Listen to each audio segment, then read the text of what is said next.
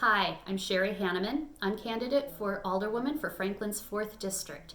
I'm coming to you from my kitchen here on Maple Crest Drive, and I'm so sorry that I can't be out knocking on doors and meeting voters and meeting face to face. This really kind of stinks, but we're going to make the best of it. And I've been receiving a lot of phone calls, emails, text messages, and the like. People raising concerns on particular issues or just wanting to get my thoughts. And so I thought this might be a good way to be creative and answer some of those questions. I won't get to everything right now. My hope is over the next few days I can post a few more videos and hit on some of those topics. So I would encourage anybody to reach out to me. At the end of the video, I'll put up my contact information. And if you want to talk about an issue or have a question that maybe I can answer in future little video chats, I'd be happy to do that. But today's topic I'm going to talk about is impact fees. One of the current issues being considered by the City of Franklin Common Council is whether or not the Franklin Public School District should be required to pay impact fees of over $90,000 for construction of the new Forest Park Middle School.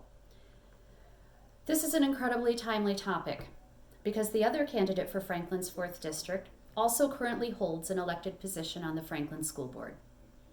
As alderman, he would be expected to recuse himself from a vote on this issue and others like it that involve Franklin Public Schools.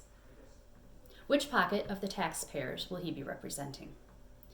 I think this is a perfect example of how someone cannot effectively serve in two elected positions that both compete for taxpayer dollars. I believe there are too many possibilities for this situation to arise where residents of the 4th District will not be adequately represented. Impact fees are charged to new development projects to pay for all or a portion of providing public services to the new development and to limit unnecessary cost increases to existing citizens and property owners. While most of us want new commercial development to offset our residential property taxes, I don't think we'd appreciate having the added costs of sewer and water, fire protection, and the like charged to our personal tax bills. Impact fees are used to cover that added cost. In economic terms, that represents a cost of entry into the marketplace, which is the City of Franklin. The Franklin Public School District is a tax-exempt organization that derives 100% of its revenue from taxes. Some argue that state funding contributes a good portion of the district's income, but guess what? State funding does come from taxes. Remember, the impact fee is meant to account for the additional cost of services required by new development and to protect existing residents from absorbing those costs.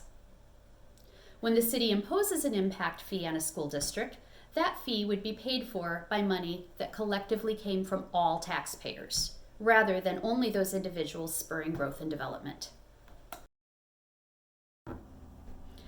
At the end of the day, charging an impact fee to a school district is counterintuitive to the purpose of that particular public finance tool. If we want to be very truthful in the implementation of impact fees, I would urge the city to plan and account for the incremental cost of new schools on public services into the existing residential and commercial impact fee structure going forward. This removes the school district from the equation, and it no longer has to collect tax money to essentially pay a tax. This improves transparency, eliminates transaction costs, and prevents an implicit shift in the tax burden to the full residential tax base. If I had the opportunity to vote on this issue, I would vote to exempt the Franklin Public Schools from any impact fees in the future. However, I would only vote for that exemption to be made retroactive if the district would agree to return that money to the taxpayers.